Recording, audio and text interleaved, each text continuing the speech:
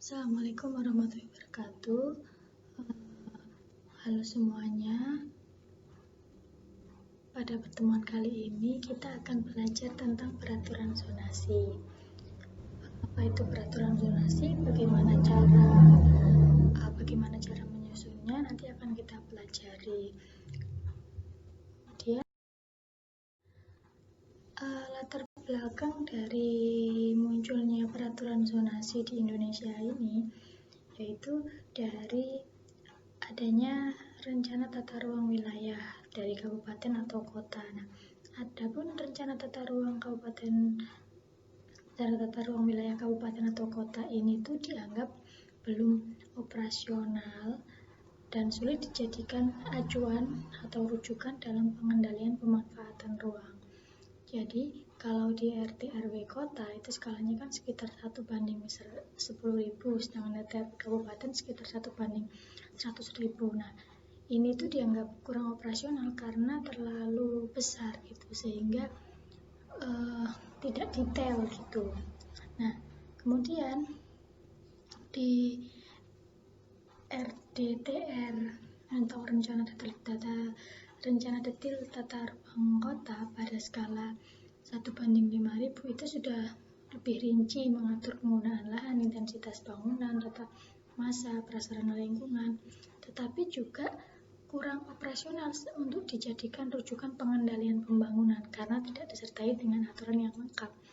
Gitu. Kalau di RDTR itu hanya sampai pada struktur ruang, pola ruang, kemudian BWP prioritas, kemudian ada indikasi programnya gitu, tapi belum ada aturan yang lengkap terkait dengan suatu zona terhadap suatu kegiatan tertentu begitu.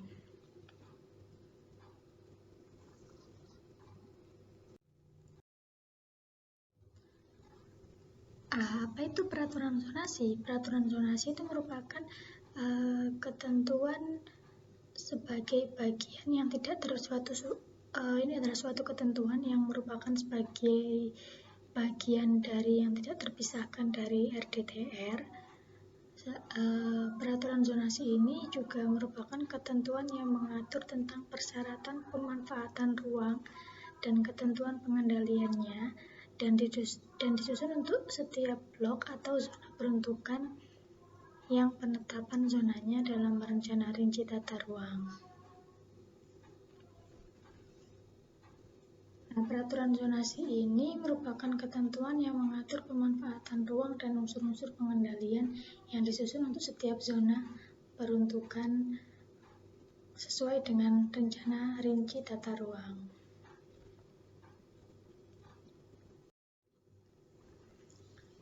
Sejarah perkembangan peraturan zonasi ini yaitu dimulai dari adanya revolusi industri ya. Dari revolusi industri itu tadi, kalau teman-teman ingat dari sejarah perencanaan wilayah dan kota itu kan dari adanya revolusi industri, kemudian revolusi industri menyebabkan suatu penurunan kualitas lingkungan hidup karena bercampurnya industri dan tempat tinggal.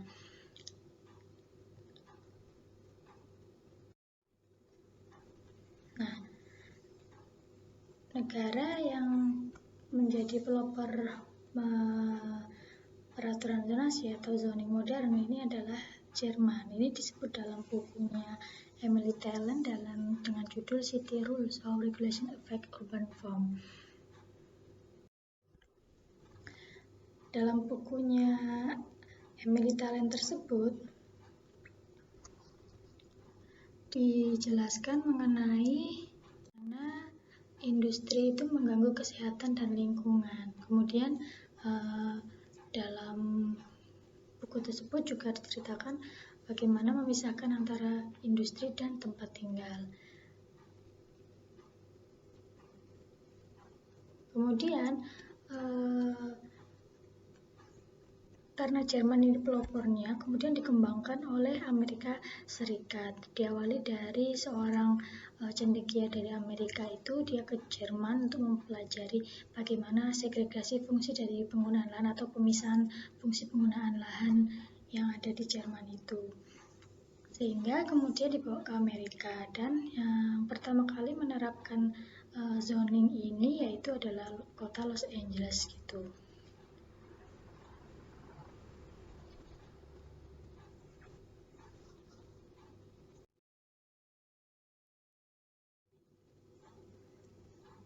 Adapun filosofi dasar dari zonasi itu adalah yang pertama adanya pemisahan atau segregasi, yaitu pemisahan fungsi-fungsi penggunaan lahan. Yang kedua itu adalah filosofi bahwa publik atau pemerintah itu dapat mengatur kepemilikan atau private. Mengapa pemerintah atau publik itu bisa mengatur private? Yaitu ini demi suatu kebaikan yang lebih besar. Jadi antara masyarakat versus individu, mana yang lebih baik? Pasti untuk masyarakat. Nah, pemerintah atau dalam arti yaitu publik itu sebenarnya memiliki dua kekuatan, yaitu ada police power sama eminent domain. Nah, police power ini berarti dia atau pemerintah itu dapat menciptakan ketertiban. Bagaimana menciptakan ketertiban? Yaitu melalui tata ruang yang tertib.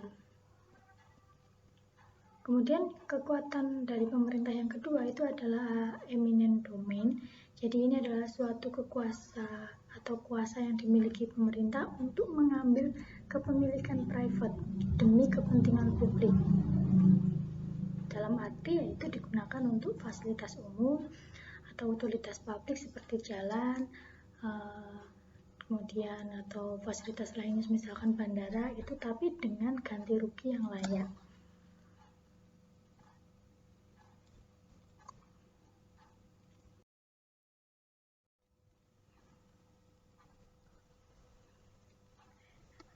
Ketentuan peraturan zonasi ini sebenarnya diamanatkan dalam Undang-Undang Nomor 26 Tahun 2007 tentang penataan ruang di pasal 35.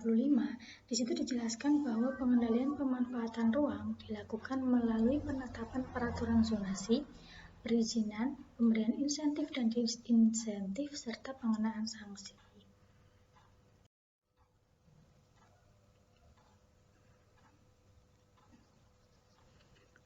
Kedudukan peraturan zonasi dalam penataan ruang itu berada di bagian pengendalian. Jadi penyelenggaraan penataan ruang itu kan terdiri dari pengaturan, pembinaan, pelaksanaan, dan pengawasan.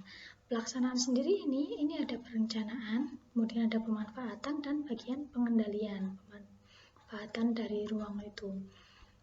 Nah, peraturan zonasi ini ada di bagian pengendalian yang dia sebagai instrumen untuk mengendalikan pemanfaatan ruang.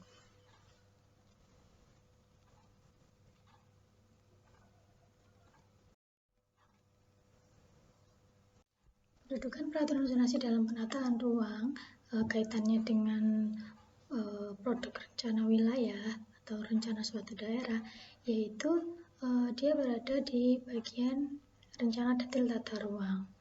Jadi dia mendampingi si RDTR ini agar lebih operasional. Karena RT RW yang skalanya sekitar 1 banding 10.000 sampai 1 banding 100.000 itu dianggap kurang operasional karena kurang detail gitu. Sehingga perlu ada yang lebih detail lagi terkait aturannya. Apa perbedaan antara rencana pola ruang dengan peraturan zonasi? Karena dua-duanya ini sama-sama mengatur terkait penggunaan lahan suatu area. Kalau rencana pola ruang itu yang dimaksud adalah di mana sebaiknya suatu zona atau penggunaan lahan tertentu itu ada di mana itu. Arah pengembangannya seperti apa, itu yang dimaksud di rencana pola ruang. Kalau peraturan zonasi itu lebih mengatur bagaimana sebaiknya kinerja dari suatu penggunaan lahan atau zona itu. Jadi misalkan jenis rumah tertentu misalkan itu diizinkan di zona mana saja sih, misalkan jenis komersial tertentu itu diizinkan di zona mana saja kah, atau dilarang di zona mana. Nah, itu dijelaskan di dalam peraturan zonasi.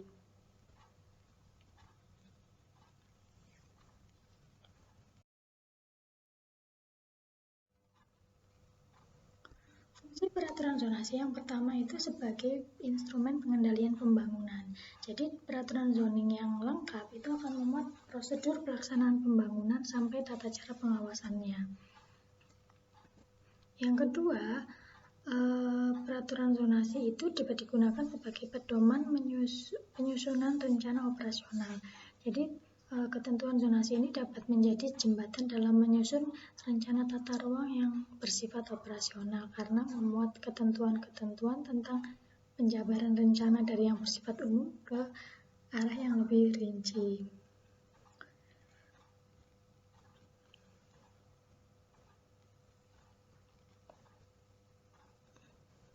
Yang ketiga itu sebagai panduan teknis pengembangan atau pemanfaatan lahan. Jadi ketentuan zoning atau zonasi itu mencakup guna lahan, intensitas pembangunan, tata bangunan, prasarana minimum, dan standar perencanaan.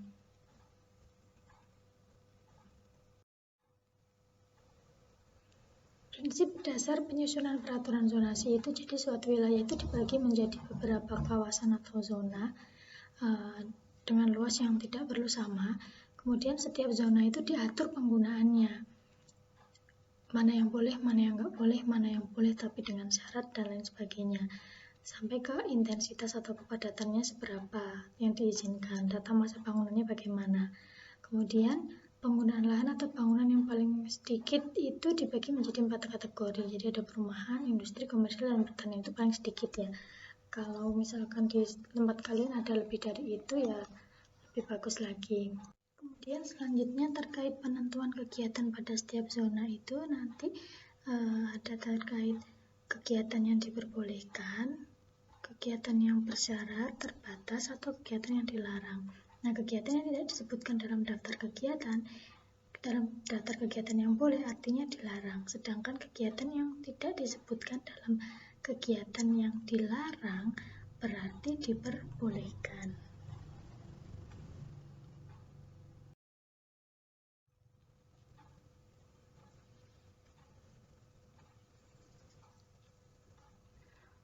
Nah, prinsip peraturan zonasi lainnya yaitu peraturan zonasi ini adalah aturan berbasis zona. Jadi terkait zona-zonanya diaturnya seperti apa.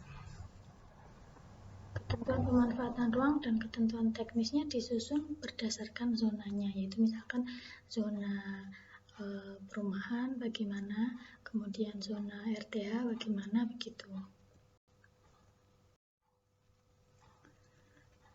Adapun materi dari peraturan zonasi sendiri itu terdiri dari zoning text dan zoning map. Jadi di dalam zoning text atau suatu materinya itu terdiri dari aturan dasar dan teknik pengaturan zonasi yang digunakan. Kalau aturan dasar ini sifatnya adalah kaku, kalau teknik pengaturan zonasi ini adalah fleksibel. Jadi teknik pengaturan zonasi ini untuk mengatasi kekakuan dari si aturan dasar.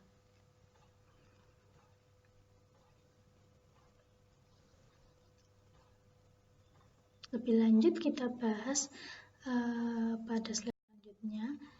Nah, ini dia materi peraturan zonasi itu ada dua. Yang pertama ada zoning text, yaitu atau materi zonasinya.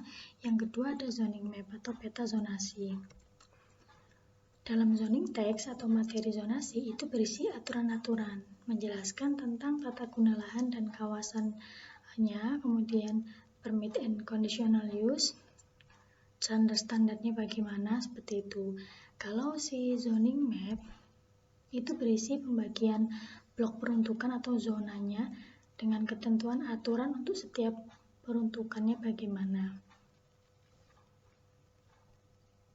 Kemudian ini menggambarkan peta tata guna lahan dan lokasi tiap fungsi lahan dan kawasan.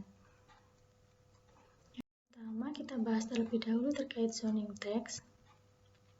Dalam zoning text ini ada dua. Yang pertama ada aturan dasar, ini bersifat wajib. Yang kedua itu ada teknik pengaturan zonasi, ini bersifat pilihan. Jadi bisa ada atau bisa tidak ada. Kalau yang aturan dasar itu memuat setidaknya ada 7. Ada ketentuan kegiatan penggunaan lahan, ini yaitu ITPX-nya. Kemudian ketentuan intensitas pemanfaatan ruang, jadi KDB, KLB, KDH-nya bagaimana. lalu ketentuan tata bangunannya, lalu ada ketentuan prasarana dan sarana minimal, lalu ada ketentuan khusus, lalu ada standar teknisnya. Yang ketujuh ada ketentuan pelaksanaan bagaimana. Kalau teknik pengaturan zonasi ini merupakan teknik zonasi yang dikembangkan untuk memberikan fleksibilitas dalam penerapan aturan zonasi dan ditujukan untuk mengatasi berbagai permasalahan dalam penerapan peraturan zonasi yang wajib itu tadi, yang aturan dasarnya itu. Nah, teknik pengaturan zonasi ini ada banyak, dari mulai bonus atau insentif zoning sampai ke plan unit development. Seperti apa itu nanti kita akan bahas satu persatu. Sebelum itu kita masuk terlebih dahulu ke aturan dasar, terutama yang nomor 1, yaitu ketentuan kegiatan dan penggunaan lahan. Yang aturan dasar ketentuan kegiatan dan pemanfaatan lahan ini biasanya adalah disebut dengan matriks ITBX, yaitu contohnya seperti ini. Jadi misalkan suatu terkait hunian atau perumahan, ini ada daftar kegiatan, yaitu daftar kegiatan itu adalah kegiatan-kegiatan apa saja yang diperbolehkan dalam kegiatan-kegiatan apa saja yang ada dalam zona perumahan tersebut, atau zona RTH atau zona yang lainnya. Kemudian di bagian kolom yang atas ini itu adalah zonanya. Kemudian diidentifikasi kegiatan mana yang diizinkan atau I, kegiatan mana yang bersyarat atau B, kegiatan mana yang bersyarat terbatas atau T, kegiatan mana yang dilarang atau X.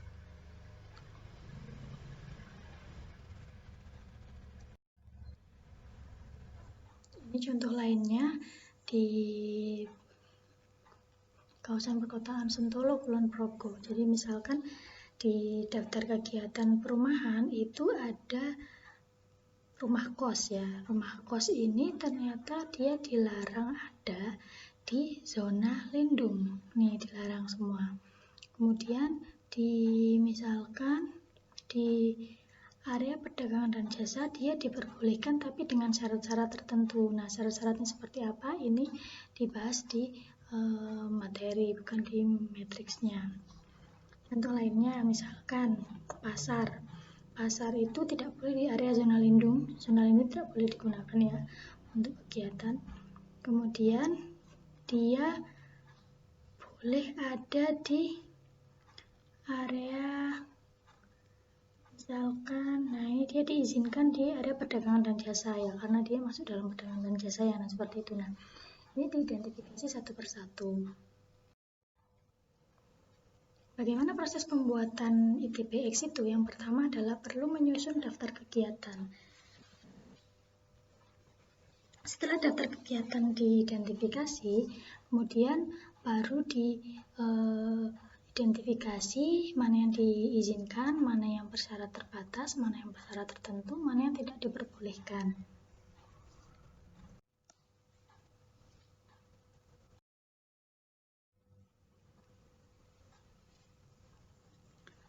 Terkait menyusun daftar kegiatan, itu bisa dilakukan dengan yang pertama adalah merujuk. Mana yang dirujuk?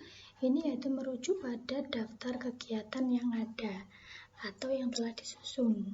Jadi misalkan suatu daftar kegiatan itu udah ada ya, dirujuk gitu.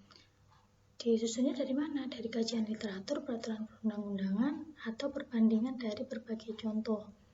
Kemudian disusun juga berdasarkan skala atau tingkat pelayanan kegiatan berdasarkan suatu standar yang dimiliki oleh suatu dinas atau departemen tertentu, misalkan pekerjaan umum. Daftar kegiatan itu juga bisa ditambahi atau dilengkapi ini dengan mempertimbangkan jenis kegiatan atau jenis penggunaan lahan yang sudah berkembang pada area yang akan disusun peraturan zonasinya. Kemudian juga jenis kegiatan yang spesifik ada di area yang akan disusun, tapi dia belum didaftar. Kemudian yang ketiga itu ada jenis kegiatan yang prospektif berkembang, yang jadi di masa yang akan datang kira-kira berkembang, itu dimasukkan ke dalam daftar kegiatan. Misalkan di suatu area itu akan dibangun universitas, direncana dibangun universitas, sehingga jenis kegiatan yang prospektif berkembang di sekitar area tersebut adalah misalkan kos-kosan. Nah, itu diatur lebih lanjut, atau ditambahkan ke dalam daftar kegiatan kalau misalkan belum ada. Dalam pembuatan daftar kegiatan itu juga bisa menghapuskan. Apa yang dihapuskan? Yaitu kegiatan yang tidak terdapat di daerah dari daftar kegiatan dan tidak direncanakan untuk ada. Jadi misalkan di daftar itu ada suatu kegiatan, tapi dia tidak direncanakan untuk ada, ya dihapus saja gitu.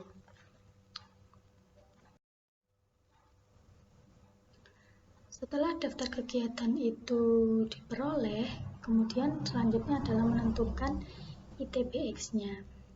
Penentuan ITBX ke suatu kegiatan penggunaan lahan itu didasarkan pada pertimbangan umum dan pertimbangan khusus.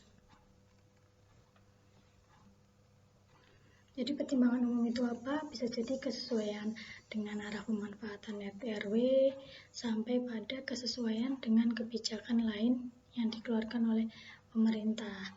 Kemudian kalau pertimbangan khusus itu yaitu suatu rujukan-rujukan mengenai aturan-aturan atau ketentuan atau standar yang berkaitan dengan pemanfaatan ruang. Kemudian rujukan terkait ketentuan khusus, misalkan ada unsur-unsur bangunan atau komponen yang dikembangkan, itu biasanya ada diatur lebih lanjut itu. Kemudian ada kondisi yang harus dipenuhi agar kegiatan dapat berlangsung pada zona terkait. Misalkan ada suatu prosedur administrasi yang harus diikuti, ada kajian kelayakan lingkungan yang harus dipenuhi, misalkan AMDAL gitu. Lalu ada prasarana atau sarana tambahan yang harus diadakan guna menunjang kegiatan tersebut.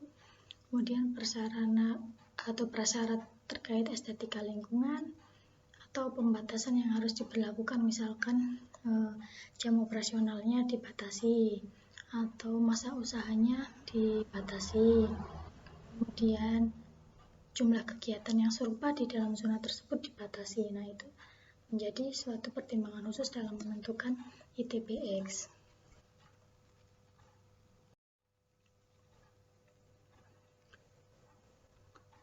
Klasifikasi zona kegiatan tadi ada 4 ya, ada I, T, B, dan X. I itu artinya adalah diperbolehkan atau diizinkan. Ini merupakan kegiatan dan penggunaan lahan yang termasuk dalam klasifikasi ini memiliki sifat sesuai dengan peruntukan ruang yang direncanakan. Yang kedua itu ada bersyarat secara terbatas atau T. Ini adalah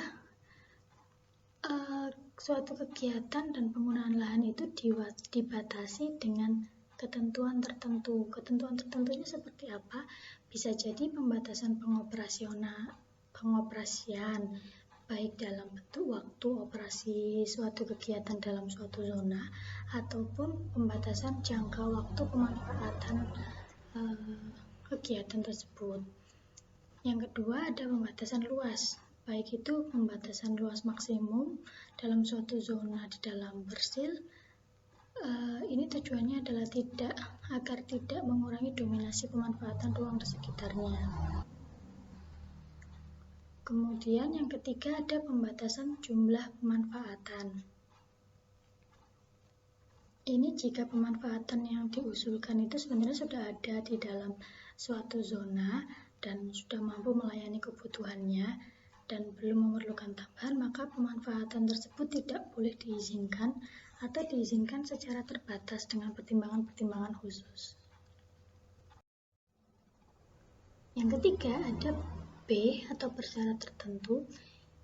Ini maknanya adalah bahwa untuk mendapatkan izin atas suatu kegiatan atau penggunaan lahan itu diperlukan persyaratan-persyaratan tertentu, baik berupa persyaratan umum atau persyaratan khusus agar dapat dipenuhi gitu.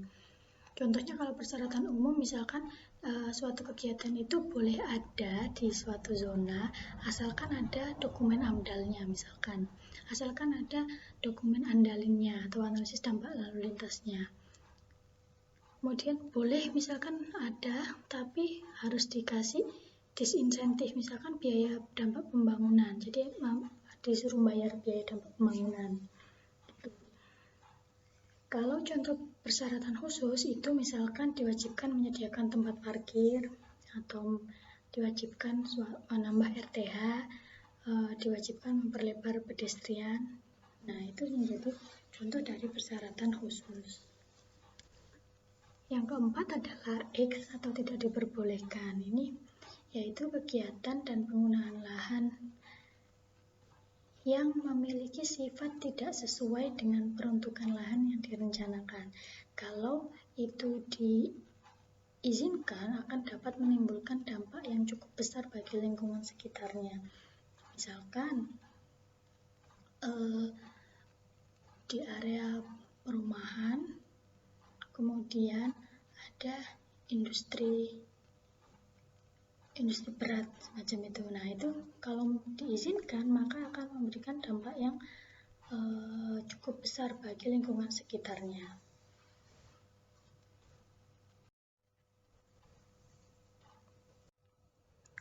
Nah, ini contohnya misalkan adalah kelompok kegiatan perumahan.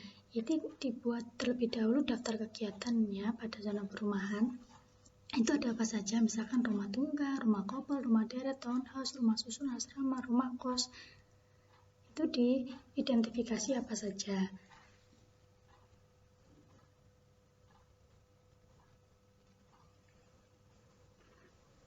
Setelah diidentifikasi, kemudian disusun matriks ITBX-nya.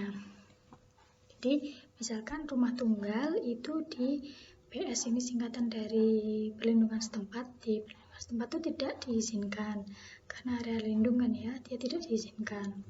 Terus di area perumahan diizinkan, perdagangan dan jasa diizinkan. Nah, kemudian yang dilarang misalkan di area khusus ini dilarang, misalkan seperti itu.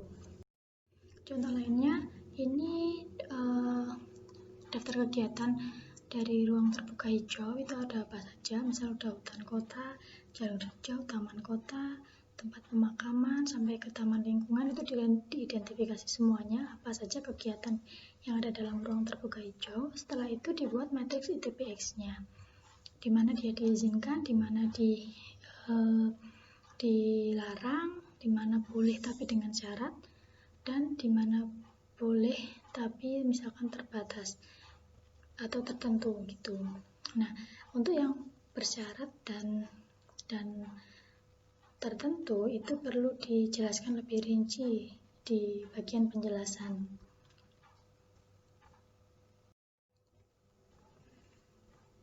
Yang kedua terkait dengan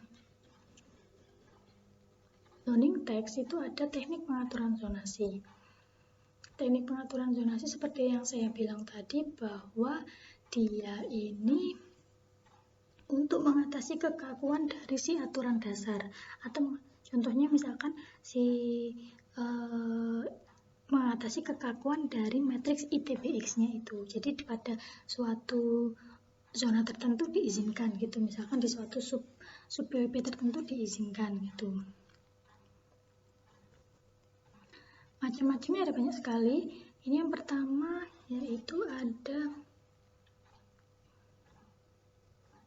bonus atau insentif zoning. Ini adalah izin peningkatan intensitas dan kepadatan bangunan yang diberikan kepada pengembang dengan imbalan penyediaan fasilitas publik. Jadi suatu pengembang itu diperbolehkan membangun dengan intensitas kepadatan bangunan tertentu, tapi pengembang tersebut harus menyediakan suatu fasilitas tertentu, misalkan ruang terbuka hijau. Gitu. Jadi ini adalah kerjasama antara pemerintah dengan swasta dalam mengembangkan suatu kawasan. Yang kedua itu ada performance zoning. Ini terkait dengan misalkan pengaturan suatu blok peruntukan itu didasarkan pada suatu standar kinerja yang mengikat, misalkan tingkat pencemaran maksimum, atau misalkan kepadatan bangunan, tingkat kepadatan bangunannya gitu. Yang ketiga itu ada fiscal zoning. Ini adalah ketentuan atau aturan yang ditetapkan pada suatu atau beberapa blok peruntukan yang orientasinya itu terkait dengan peningkatan pendapatan asli daerah. Jadi untuk menunjang peningkatan pendapatan asli daerah. Yang keempat itu ada special zoning. Ini adalah ketentuan yang dibuat spesifik sesuai karakter setempat. Misalkan ada universitas atau bandara. Ini untuk mengurangi konflik antara area itu dengan masyarakat sekelilingnya.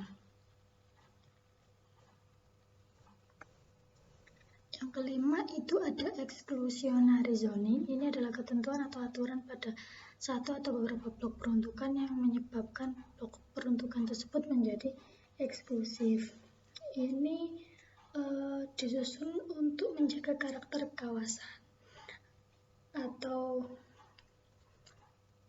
melindungi nilai kepemilikan dari suatu kawasan itu.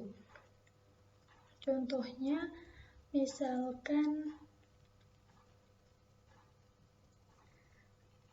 di dalam suatu blok peruntukan itu ditetapkan bahwa luas persilnya itu minimal misalkan 5.000 meter persegi, sehingga ini menyebabkan masyarakat berpenghasilan rendah tidak bisa tinggal di dalam blok tersebut karena dia tidak bisa membeli lahan atau tidak memiliki lahan dengan luas persil minimal segitu itu. Jadi membuat suatu blok itu menjadi eksklusif agar misalkan masyarakat berpenghasilan rendah tidak bisa memanfaatkan lahan di situ. Yang keenam, ini ada inclusionary zoning. Ini kebalikan dari si exclusionary zoning.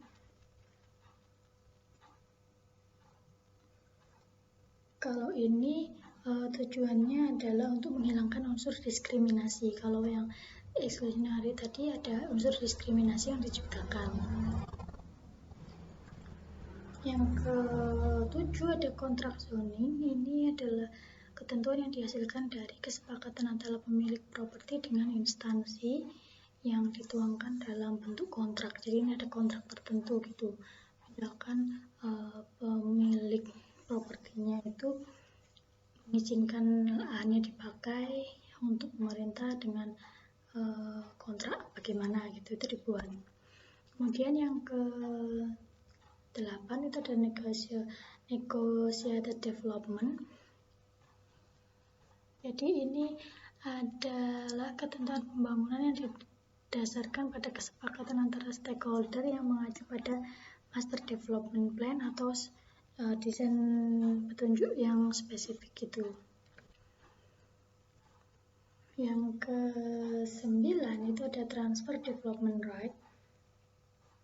Ini adalah perangkat implementasi yang mendorong pengalihan secara sukarela dari pembangunan suatu kawasan yang ingin dipertahankan menuju kawasan yang diharapkan untuk berkembang. Kemudian yang ke-10 ada downzoning. Downzoning ini adalah rezoning lahan yang seharusnya dilakukan atas persetujuan pemilik lahan karena mengubah peruntukan lahan yang bernilai tinggi menjadi bernilai rendah. Misalkan guna lahan komersial dizoning ulang menjadi guna lahan permukiman. Jadi diturunkan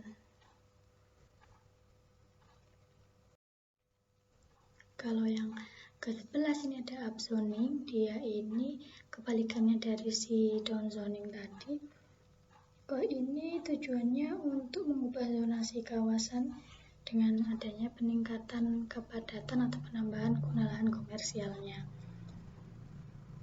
Jadi perubahan zoning dari penggunaan lahan bernilai rendah ke penggunaan lahan bernilai tinggi.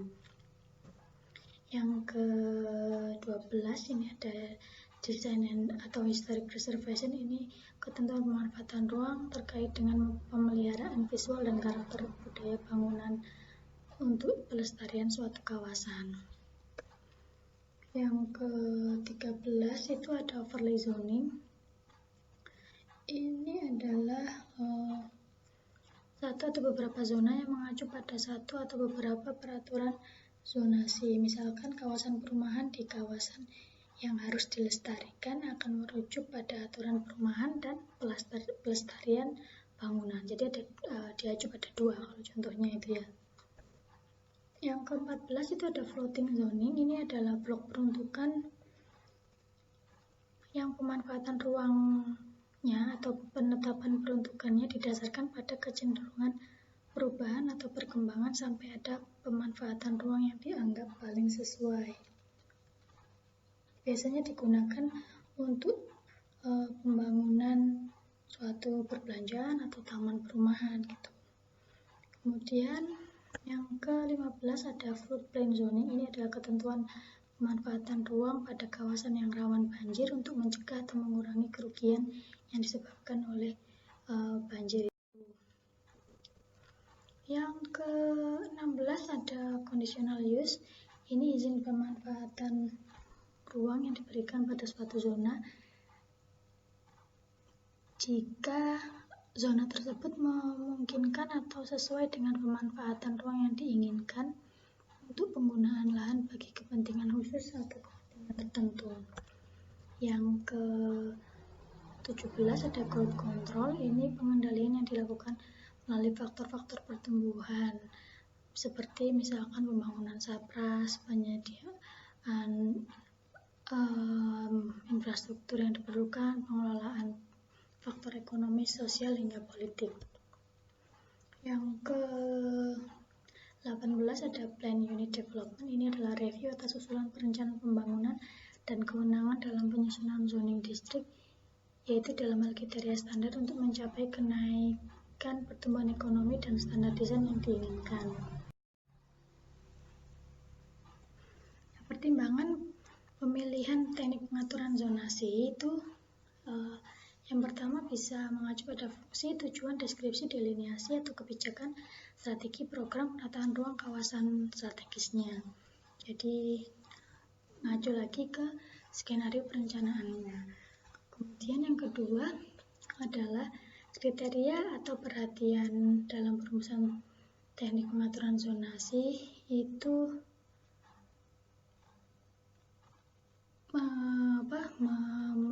memperhatikan terkait eksternalitas, akuntabilitas, dan efisiensi penanganan kawasan.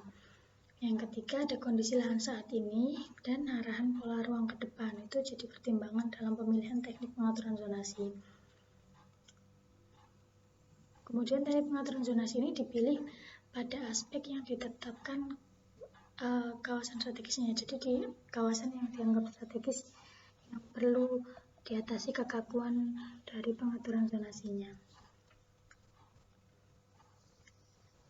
Nah, tidak semua jenis pengaturan teknik zonasi ini diterapkan. Jadi penetapan kawasan yang dikenakan teknik pengaturan zonasi itu ditetapkan sebelum penetapan perda ya. Kalau di Real DTR bukan berdasarkan kebutuhan pasar. Tidak seluruh bagian dari kota atau kabupaten atau dari sub PPI dari satu kecamatan itu diterapkan teknik pengaturan zonasi. Jadi kalau semuanya diterapkan itu artinya jadi fleksibel, sehingga yang aturan dasar tadi menjadi tidak ada artinya kalau begitu.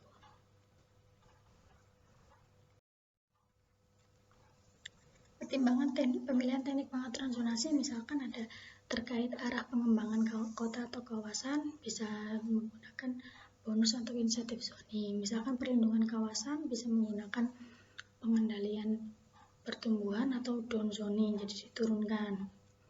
Kemudian kondisi kontekstual kawasan, misalkan resapan, banjir, ada yang terkait banjir ya yang dipilih floodplain zoning. Ya, keterbatasan sumber daya dalam mewujudkan rencana dan persoalan sosial misalkan dijadikan upzoning atau ditingkatkan. Misalkan ada aturan lain yang memiliki kekuatan hukum pada suatu kawasan, misalkan aturan cagar budaya, aturan KKOP bandara, aturan terkait wisata, maka yang bisa digunakan adalah overlay zoning. Misalkan pada zona-zona yang cagar budaya atau zona-zona yang dekat dengan bandara. Kemudian antisipasi perkembangan di masa yang akan datang, misalkan bisa menggunakan kontrak zoning. Lalu pembiayaan pembangunan terkait penyediaan infrastruktur bisa menggunakan TDR atau fiscal zoning. Misal kekhususan kawasan bisa menggunakan special zoning, misal kawasan ekonomi khusus atau kawasan bandara atau kawasan universitas itu bisa menggunakan special zoning. Kalau ini terkait pertimbangan pemilihan teknik pengaturan zonasi berdasarkan aspek-aspek tertentu, yaitu misalkan konteks persoalan kawasannya, misalkan adakah banjir, ataukah adakah potensi konflik atau keberpihakan, ataukah ada cagar budaya, kemudian arah kebijakannya bagaimana, apakah didorong perkembangannya atau dikendalikan atau diberikan suatu perlindungan. Kemudian terkait dinamika perkembangannya, bagaimana fleksibilitas dalam pembangunan peluang ekonominya. Kemudian terkait kepentingan nasional, provinsi atau sektor, bagaimana kewenangan pengaturan ruang. Kemudian yang terakhir adalah pembiayaan untuk penyediaan fasilitasnya, jadi perwujudan ruang kolaboratifnya. Sehingga teknik pengaturan zonasi yang dipakai yang mana ini bisa dicontoh gitu.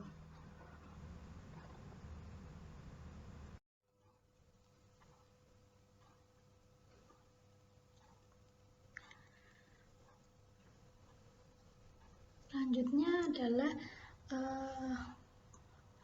muatan yang kedua itu adalah zoning map. Jadi ini adalah peta zonasinya. Ini adalah peta zoning ini adalah peta rencana pola ruang RDTR tapi diberikan kode zonasi.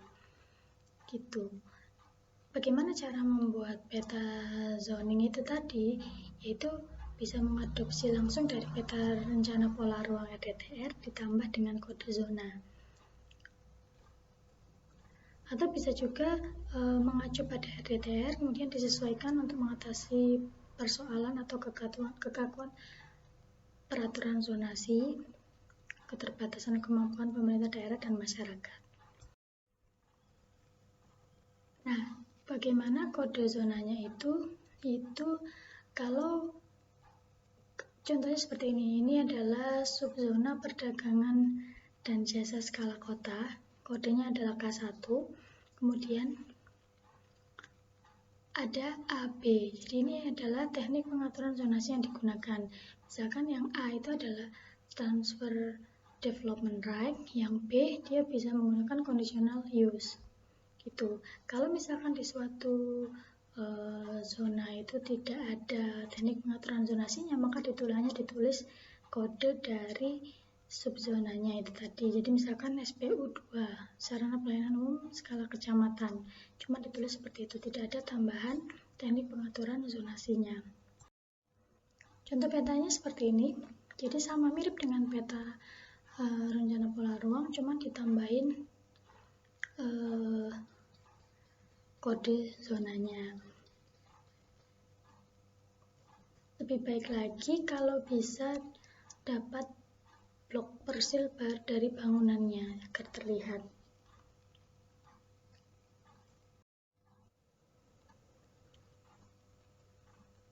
Peraturan zonasi ini lumayan rinci ya, sehingga proses teknik penyusunannya lumayan panjang, dari mulai pembuatan daftar penyusunan klasifikasi zona, pembuatan daftar kegiatan, penetapan blok, sampai pada terakhir penyusunan aturan administrasi zonasi.